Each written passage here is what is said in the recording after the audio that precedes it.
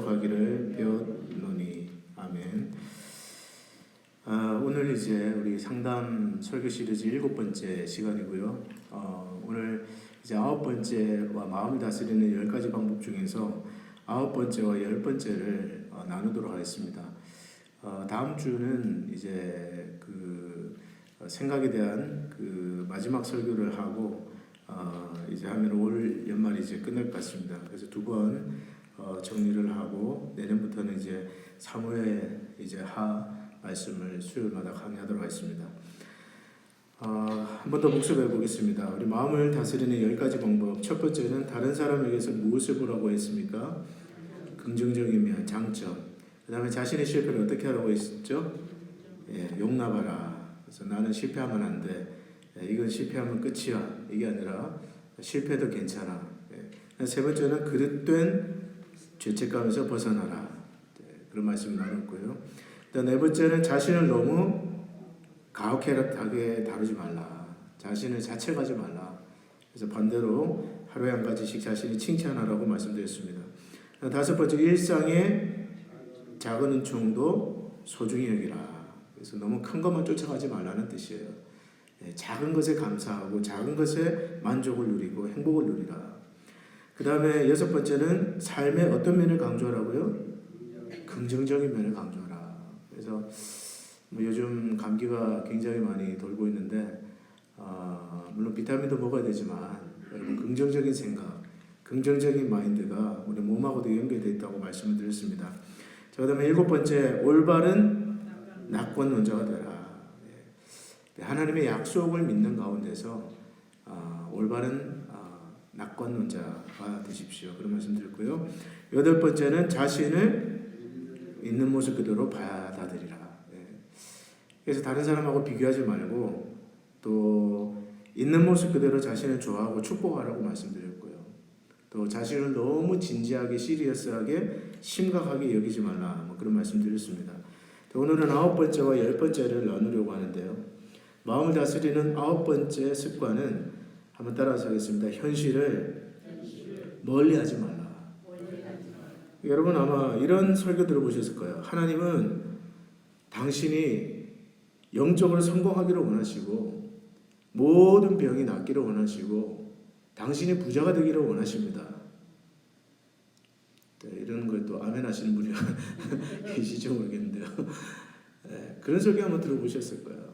하나님은 여러분이 모든 병은 하나님이 주신 것이 아닙니다. 병은 마귀가 준 것입니다. 그러므로 여러분 절대로 아파서도 안 됩니다. 또 여러분 부자가 되기를 원하십니다. 이미 부자가 된 모습을 여러분 상상해 보십시오. 이미 부자가 된 예수 그리스도 안에서 부자가 된 내 모습을 그려보십시오. 그리고 그것을 믿고 선포하십시오. 기도하십시오. 간절히 원하면 이루어집니다. 이런 거를 이제 코튼 캔디 가스펠, 솜사탕 복음이다 라고도 하고요. 프로스페리티 가스펠, 번영 복음이다 라고도 합니다. 참 재밌는 것은 이런 번영 복음을 주장하는 사람들은 다 무슨 스캔들이 걸리고 막 일이고 막 그런 것을 볼 수 있는데 베니 힌이라든지 여러분 아마 읽어보신 분 계실 거예요. 굿모닝 홀리 스피릿, 그 책을 쓰신 분인데 베니 힌. 또 조영기 목사님이라든지 또는 로버트 슐러 같은 분들, 간절히 원하면 이루어진다는 거예요. 하나님 여러분이 부자가 되기를 원하신다는 거예요. 모든 병이 다 낫기를 원하신다는 거예요. 여러분 기독교 밖에서도 시크릿이라는 책 한번 읽어보셨는지 모르겠어요. 시크릿. 아마 저희 교회 도서관에도 제가 한번 본 것 같은데 그 책의 주제도 그겁니다. 간절히 원하면 우주가 도와준다는 거예요. 간절히 원하면 우주의 기운이 나서서 도와준다는 거예요. 우리나라 전직 대통령이 브라질인가 멕시코인가 어디 가서 하셔서 유명해진 말이죠. 간절히 원하면 우주의 기운이 와서 도와준다. 그 시크릿의 그 책이 그런 책이 여러분 그 베스트셀러가 됐습니다. 한국에서. 사실은 얼마나 많은 사람들이 이 성공을 염원하는가 우리가 알 수가 있죠. 네, 여러분 이 번영복음 어떤 의미에서는 좀 그 비현실적인 신념들이라고 볼 수 있는데 이런 것들의 문제는 뭘까요? 첫째는 대부분의 성공이 많은 실패를 딛고 이루어진다는 것을 말하지 않습니다. 뭐 부자 되는 거 좋고 또 성공하는 거 좋죠. 그렇지만 그런 어떤 비현실적인 신념들의 문제는 뭐냐? 성공을 너무나 쉽게 이야기한다는 거예요. 그 안에 들어있는 수많은 피와 땀과 눈물에 대해서는 언급하지 않는다는 겁니다. 여러분, 성공을 한다는 것이 쉬운 일인가요? 이민 오셔가지고 성공한다는 거 얼마나 어렵습니까? 그 안에 얼마나 뼈를 깎는 노력과 인내와 참고 기다리는 것이 필요해요. 근데 여러분이 시크릿 같은 책들을 보면요, 간절히 원하면 이루어진다고 이야기하는 거예요. 어떤 땀이나 노력이나 어떤 인내나 이런 것들에 대해서는 말하지 않습니다. 여러분, 간절히 원해서 이루어질 것 같으면 다 부자 되게요. 다 그냥 대박이 나지 않겠습니까? 근데 그런 게 아니라는 거예요. 사실 뭐 성경도 마찬가지죠. No pains, no crown 이런 말도 있지 않습니까? No pains, no cross. 예수님의 삶도 마찬가지고 고난이 없이 어떻게 성공이 있습니까? 현재 고난이 있어야 장차 나타날 영광이 있는 거죠. 그래서 이런 어떤 그 비현실적인 신념들 무조건 잘 될 겁니다. 꿈꾸면 이루어집니다. 간절히 원하면 이루어집니다. 이런 것은 어떤 의미에서 현실을 외면하는 그런 태도다. 그래서 어떤 분들은 뭐 희망 고문이다. 그런 표현도 쓰기도 하는데요. 그 다음에 이제 둘째로 아멘 믿습니다.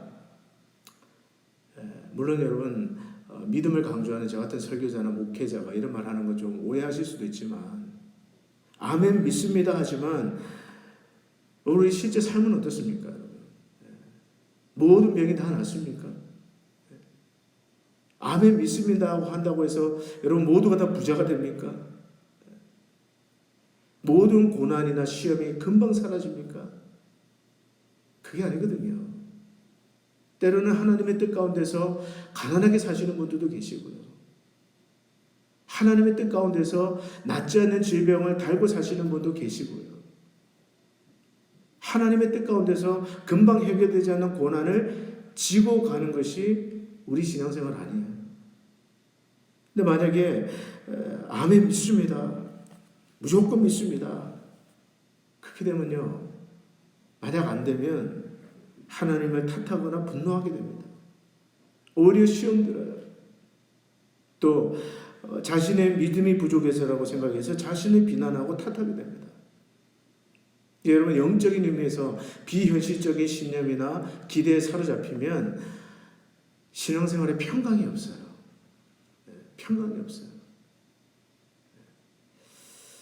또 세 번째로 비현실적인 생각은 자기 자신을 속이고 결과적으로 삶의 재앙을 가져옵니다.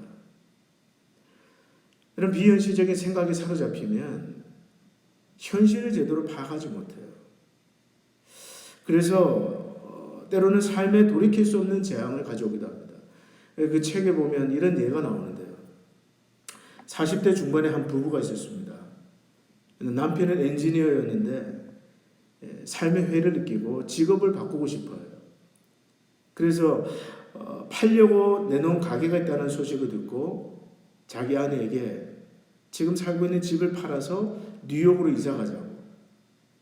뉴욕이 좋은 가게가 나왔으니까 뉴욕에 가서 장사를 하자고. 근데 이제 아내의 생각은 다른 거예요. 아내가 딱 보니까 뭔가 지금 뉴욕으로 이사할 경우에는 뭐 자금 문제라든지 또 부채 문제라든지 여러 가지 현실적으로 걸리는 게 많이 보입니다. 그래서 반대했는데 남편은 그런 아내를 두고 믿음이 없는 사람으로 비난하면서 비판했다는 거죠. 이제 둘 다 크리스천이다 보니까 각자 하나님께 응답받았다는 거예요.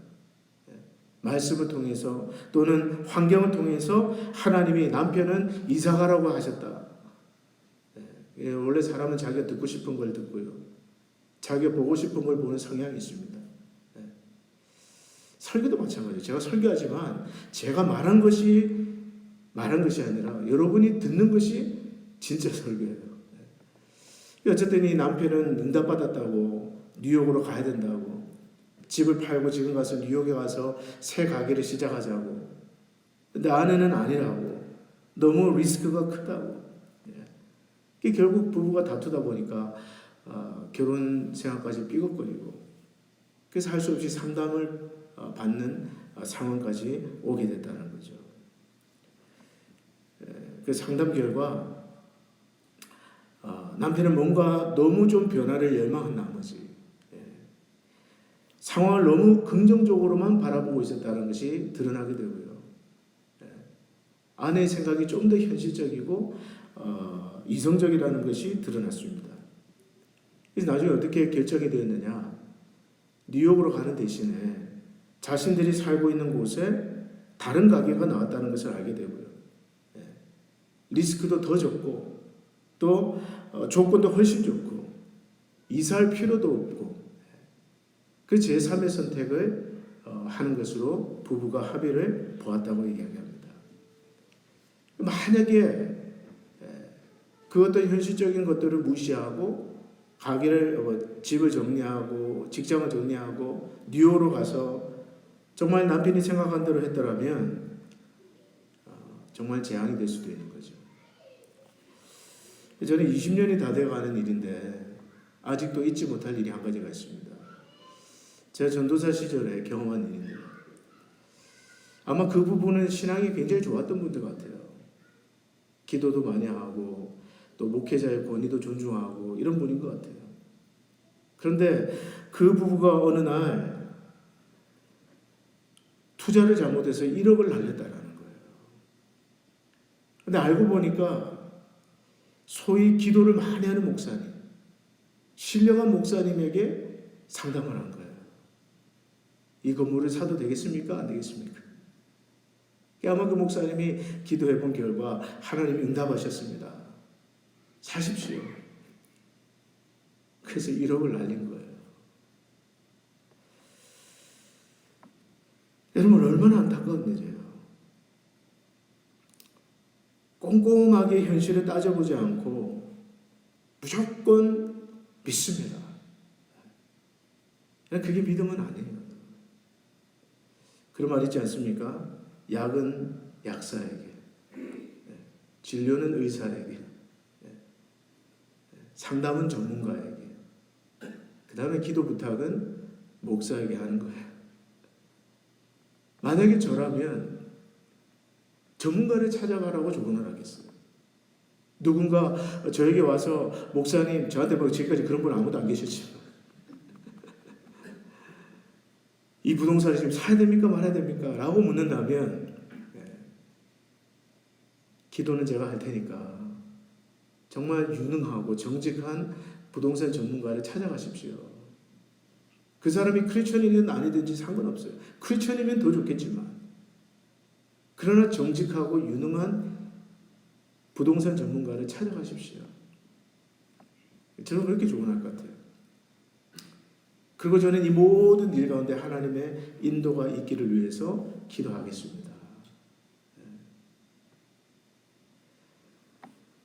여러분 요한 웨슬레 목사님, 감리교를 창시하신 요한 웨슬레 목사님은요, 하나님의 음성을 어떻게 들었느냐, 어떤 선택을 앞두고 하나님의 뜻을 그분은 어떻게 분별했느냐, 자 우리가 배울 점이 있어요. 그분은 어떻게 하나님의 뜻을 분별했냐면요, 어떤 중요한 선택을 앞두고 결정을 내려야 되는 순간에 그냥 뭐 우리 펴기라고 하잖아요. 성경책 딱 기도 한번 하고 눈 딱 감고 기도하고 성경책 쫙 펴가지고 이런 식으로 결정하지 않았어요.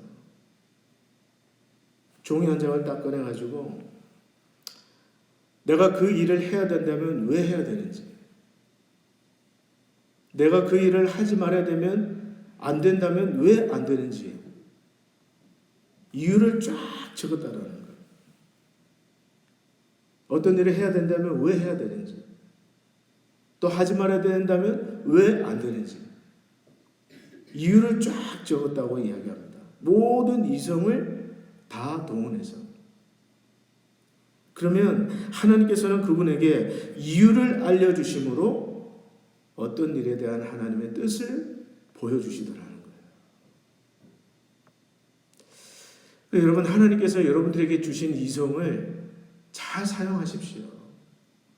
머리를 쓰라는 말이에요. 기도는 기본이고요. 머리를 써야 됩니다. 그래서 여러분, 어떤 중대한 선택을 앞두고 있습니까? 어떤 중요한 결정을 앞두고 있습니까? 물론 기도는 하셔야 돼요. 그러나 여러분, 왜 그 일을 해야만 되는지, 또는 반대로 왜 하면 안 되는지, 하나님께서 여러분에게 주신 이성과 하나님께서 주신 말씀을 가지고 꼼꼼하게 따져보면서 생각해 보시라는 거예요. 그러지 않으면 자칫 잘못하면 큰 재앙을 만날 수 있습니다. 아까 말씀드린 그 안타까운 부부처럼 자칫 잘못하면 정말 잘못된 선택을 내릴 수 있어요. 비현실적인 것을 믿음으로 착각하면서. 때문에 여러분, 오늘 여러분들에게 필요한 것은, 첫째로는 저자는 이렇게 말합니다. 자기 스스로에게 현실이라는 선물을 주라. 이 말은 다른 말로 하면요, 현실을 무시하지 말라는 거예요. 이것도 여러분 오해하지 말고는 들으세요. 저는 모든 일에 믿음으로 행해야 된다고 믿는 목사입니다. 믿음은 기본이고요. 기도는 기본이에요. 그러나 현실을 무시하면 안 됩니다. 저자는 이렇게 말하는데요. 변하는 환경, 이따금 느끼는 실망, 인간은 늙고 늙으면 죽는다는 것, 이 모든 것들을 우리가 액면 그대로 받아들이면 매 순간이 소중하게 생각되고, 상황이 변하기를 바라거나 환상 속으로 도피하면 허송세월하게 된다. 그러니까 여러분, 우리가 왜 현실을 받아들이는 것이 중요하냐? 현실을 직시하고 현실을 받아들이고 현실을 인정하게 되면 매 순간 하루하루가 우리에게 소중해진다는 거예요. 여러분, 지난주에 우리 김우중 회장, 여러분 잘 아시겠지만 대우를 맡으신 김우중 회장이 83세 돌아가시지 않으셨습니까? 자, 그런 걸 보면 참 인간이 100세 시절에 산다고 하지만 참 80을 넘겨서까지 이렇게 참 산다는 것이 쉬운 일은 아닌 것 같아요. 근데 여러분, 저는 그런 생각을 가끔씩 해봅니다. 제가 목사이기 때문에 임종을 앞두고 있는 분이나 또 어떤 중대한 어떤 병에 걸리신 분들을 신방할 때 과연 그런 분들을 찾아가서 주님 믿습니다. 나을 줄 믿습니다. 그렇게 기도하고 그렇게 막 독려하는 것만이 믿음일까? 물론 여러분, 그분 나이가 뭐 50이나 60이나 또 이렇게 설교 잘해야 되는데 70이나 물론 제 마음은 그분들이 장수하면 좋겠죠. 그렇지만 여러분, 보이는 게 있잖아요. 근데 이번에도 김우중 회장 제가 기사를 읽어보니까 자기 연명치료 받지 않겠다. 더 이상 의식 없이 호흡을 이어나가는 그런 치료는 하지 말라. 살아있을 때 그렇게 얘기를 하셨대요.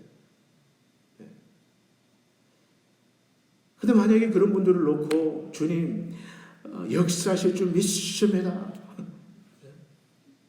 만약에 그런 목회자가 있다면 과연 그것이 정말 하나님이 기뻐하시는 믿음일까? 오히려 정말 그분이 남은 시간 자신의 삶을 잘 정리할 수 있도록 그분에게 구원의 확신을 다시 한번 심어주고 복음에 대한 이해를 다시 한번 확실하게 해주고 남은 가족들과 함께 여유를 가지고 이별할 수 있도록 도와주는 것이 오히려 그분을 위한 길이 아닐까. 또 여러분들은 어떻게 생각하세요? 오해. 죽지를 바라는 거 아니냐. 여러분, 어떤 의미에서 현실을 부정하게 만드는 거죠. 이혜령 박사가 그런 말을 했는데요.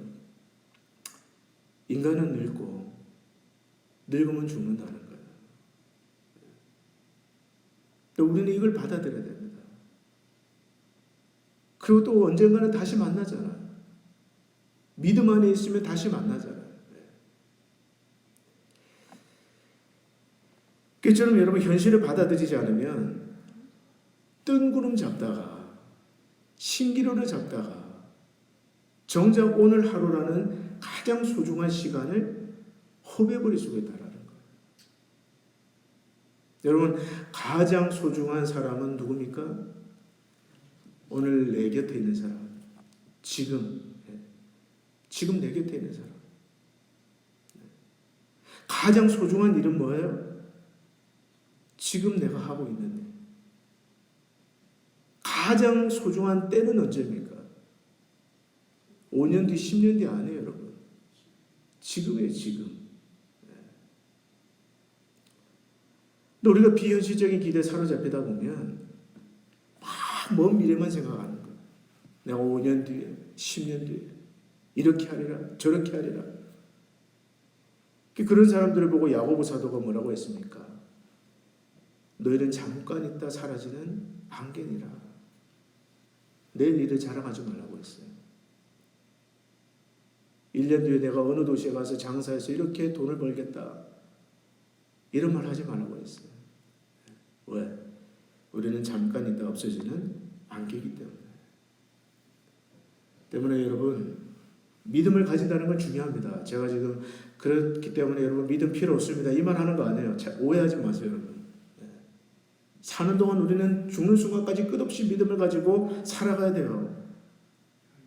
그러나 우리의 그 믿음은요, 현실에 기반을 둔 믿음이어야 됩니다. 믿음, 현실을 받아들이세요. 거기서 출발하는 거예요. 그럴 때 여러분, 저와 여러분은 하루를 소중하게 여길 수 있습니다. 오늘 나에게 주신 이 하루, 지금 내 곁에 있는 사람, 지금 내가 하고 있는 그 일, 지금이라는 시간을 소중하게 여길 수 있는 거죠. 두 번째로 우리에게 필요한 것은, 한번 따라서 하겠습니다. 자족하기를 배우라. 오늘 우리가 읽은 본문 빌립보서 4장 11절, 내가 궁핍함으로 말하는 것이 아니라 어떠한 형편이든지 나는 자족하기를 배웠나니. 하나님은 모든 사람이 부자가 되기를 원하십니다. 여러분, 여기에 대한 레퍼런스를 성경에서 찾을 수 있나요? 그러나 여러분, 하나님은 모든 사람이 자족하기는 원하세요. 아멘입니까? 자기 자신을 가지고 있는 것을 만족하는 거죠. 물론 여러분, 열심히 노력하고 열심히 일해야 되고 열심히 저금해야 되고 열심히 미래를 설계하는 건 좋은 일이에요. 그러나 먼저 우리는 자족하기를 배워야 됩니다. 리더는 무엇으로 사는가라는 책이 있는데요. 고든 맥도날드 목사님이 쓰신 책입니다. 내면 세계의 질서와 영적 성장, 고전에 쓰신 그분이 쓰신 책인데, 그 책에 이런 이야기가 나옵니다. 자기가 신학교 시절에 채플에 어떤 목사님이 오셔서 설교를 하셨대요. 그 설교를 하면서 그분이 이렇게 말씀하셨답니다. 신학생들이 쫙 앉아 있는데, 굳이 최고의 리더십을 열망하지 마십시오. 그것이 당신에게 맡겨져 있지 않다면 말입니다. 무슨 말이냐? 정말 1000명교회, 10,000교회, 큰 목사, 굳이 이런 걸 열망하지 말라는 거예요. 그것이 당신에게 맡겨져 있지 않다면 말입니다. 그러면서 그분이 이렇게 또 이어갑니다. 고든 맥도날드 목사님이 이렇게 얘기해요. 당시에는 그 말이 이해되지 않았다. 특히 우리 신학생들은 성공하는 리더는 분명히 하나님이 기뻐하시는 사람이라는 이야기를 교묘한 방식으로 계속 듣고 있었기 때문이다. 성공한 목사가 훌륭한 목사다. 뭐 이런 공식이죠. 그러나 이후 그 채플 강사가 한 말의 의미를 알게 되었다. 성취하는 것이 동기가 되면 최고의 리더가 되어서도 기쁨은 거의 없고 만족도 오래 지속되지 않는다는 것이다. 여러분, 이게 이해가 되십니까? 어떤 것을 성취하는 것에만 목표를 두면 그것을 이룬다고 한들 기쁨이 없다라는 거예요. 목표가 되어버리면 만족이 오래 지속되지 않는다는 거예요. 최근에 보니까 어떤 그 한국 학생 2명이 상담을 하러 가는데 이 두 학생 다 미국에서 아이비리그 대학을 다니는 학생들이에요. 한 학생은 콜롬비아 대학을 다니고 한 학생은 하버드 대학을 다니는 한국 학생. 근데 상담 와가지고 한다는 소리가 목표가 없다라는 거예요. 목표를 달라는 거예요. 이해가 되십니까? 지금까지는 대학 들어가는 게 목표였는데 부모님들이 원하고 세상 사람들이 정말 칭찬해주고 박수 쳐주는 그 대학에 들어가는 것이 목표였는데 정작 들어가서 보니까 그다음 목표가 없더라. 뭘 해야 될지 모르겠다. 여러분, 저는 그것이 무엇이든지 과정이 즐거워야 된다고 믿는 사람입니다. 과정이 즐겁고 행복하지 못하면 설사 우리가 그 목표에 도달한다 할지라도 우리는 그곳에서 또 다른 공허함을 느낄 거예요. 저는 그렇게 생각하는데요. 지금 만약에 제가 여기에서 제 목회에 만족하지 못하고 행복을 누리지 못한다면 그런 사람이 더 큰 부흥을 꿈꾸고 더 큰 교회를 꿈꾼다고 한들 거기에 행복이 있겠습니까? 저는 지금 행복을 누리면서 사는 것, 지금 하는 일을 기뻐하면서 만족하면서 사는 것. 그래서 여러분, 자족하고 감사하다가 하나님이 크게 하시면 커지는 거고요. 자족하며 감사하다가 하나님이 작게 하시면 그냥 작은 채로 감사하고 쭉 가는 거예요. 믿습니까? 그래야지 여러분, 지금도 내가 만족하지 못하고 지금 하는 일도 만족하지 못하고 큰 것만 바라고 높은 지위만 바라고 그 여러분 어떤 의미에서 신기루고요. 성경에도 나와 있지 않은 말이에요. 예수님 뭐라고 하셨습니까? 작은 것에 충성하는 자에게 어떻게 해요? 큰 것도 맡겨주신다. 지극히 작은 것에 충성하는 자, 그런 자에게 큰 것도 맡겨주신다. 때문에 여러분, 자족하기를 배우십시오. 비록 여러분의 꿈은 크게 가진다 할지라도 뭐 그렇다고 꿈을 꾸지 말라는 얘기 아니에요. 이상은 높게 가지세요. 그러나 여러분, 하루하루 자신에게 있는 곳에 만족하시기를 바랍니다. 감사하세요. 그리고 과정을 즐기세요. 저는 사실 어제도 우리 이번에 크리스마스 이브 때 연극을 합니다. 그래서 크리스마스 이브 때 지금 여러분 우리 아이들도 뮤지컬 준비하고 있고 또 뭐 이렇게 연극 준비하는데 저도 한 파트를 맡아가지고 이렇게 연습을 어제 한 1시간 2시간 정도 했나요? 되게 즐겁더라고요. 재밌더라고요. 목회자로서 목회를 하면서 제가 늘 어떤 의미에서 기도하고 또 바라는 거는요. 그것이 무슨 사역이든지 우리 성도님들이 과정에서 하나님을 경험했으면 좋겠다. 이거예요. 어떤 결과도 중요하지만 그러나 그 결과를 준비하는 과정에서 기뻐하고 즐거워하고 그 가운데서 하나님을 경험하고 저는 이게 더 중요하다고 생각합니다. 반대로 아무리 좋은 결과를 낸다 할지라도 그 일을 준비하는 과정 속에서 서로 싸우고 마음은 갈갈이 찢어지고 다투고 원망하고 시험 들고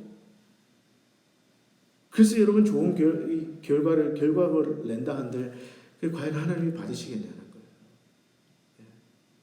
저는 그것이 무엇이든지 whatever ministry it is 그 과정을 통해서 우리 성도님들이 또 우리 모두가 하나님 안에서 즐거워하고 하나님을 경험하기를 바라는 거죠.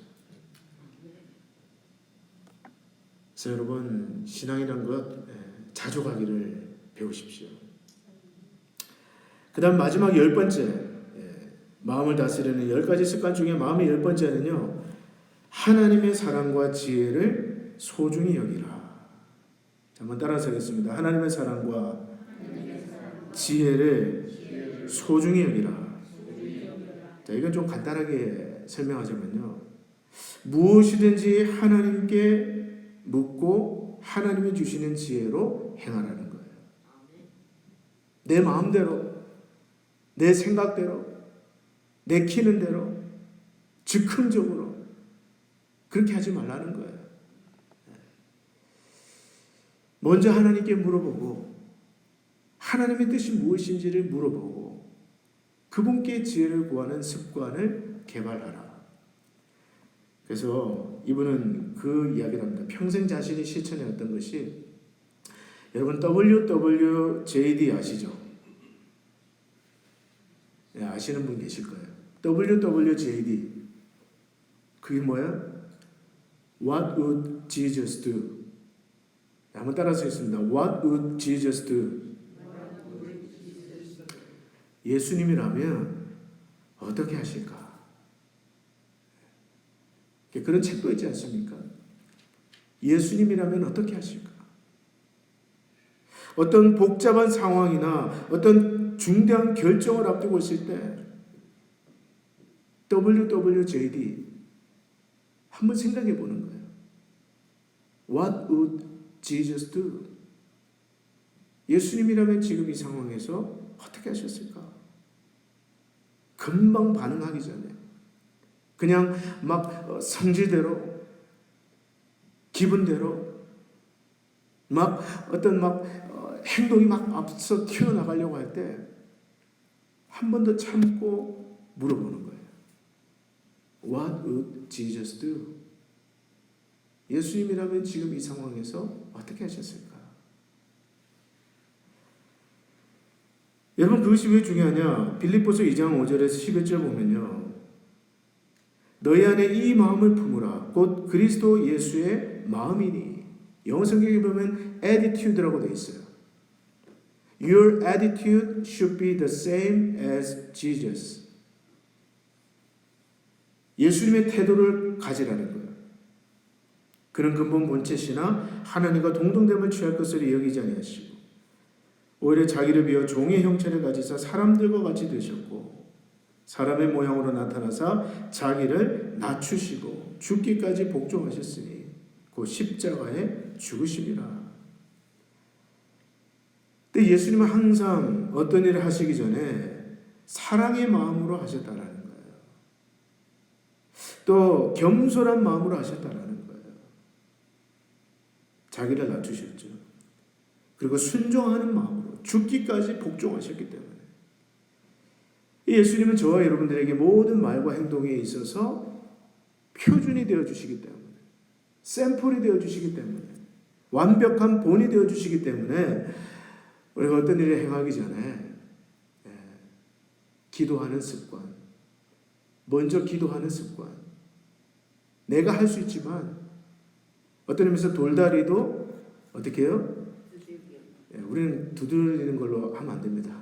돌다리도 기도하고 건너야 돼요. 돌다리도 기도해보고 건너가는 거예요. 그걸 습관으로 가지라는 거예요. 습관이 돼야 됩니다. 습관이 돼야 돼요. 묻는 것이 습관이 돼야 돼요. 평생 예수 믿고 교회 다니면서 한 번도 예수님한테 물어보지 않고 그냥 사시는 분들도 우리 교회는 없지만 그런 분들이 있어요. 여러분 예수님께 물어보는 습관, 물론 아는 거지만 여러분 성경은 하나님께 지혜를 구하라는 약속의 말씀들이 얼마나 많은지 모릅니다. 야고보서 1장 5절 말씀 같은 경우 너희 중에 누구든지 지혜가 부족하거든 모든 것을 후히 주시고 꾸짖지 아니하시는 하나님께 구하라. 하나님 어떻다는 거예요? 야, 너 또 왔어? 귀찮아하거나 야단치거나 그런 분이 아니라는 거예요. 꾸짖지 아니하시고 후하게 주시는, 넉넉하게 주시는 하나님께 구하라. 그리하면 주시리라. 여러분 이런 말씀 암송하셔야 돼요. 저를 청년 시절에 양육해 주셨던 목사님이 그분 앞에 늘 상담을 하러 가면 뭐 연애 상담이든 진로 상담이든 무슨 상담이든 그분 앞에 가기만 하면 항상 야고보서 1장 5절 말씀을 주장하면서 기도해 주셨어요.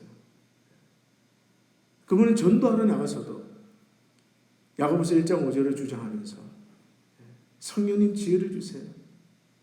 이 사람에게 지금 어떻게 접근을 해야 될지 지혜를 주세요. 항상.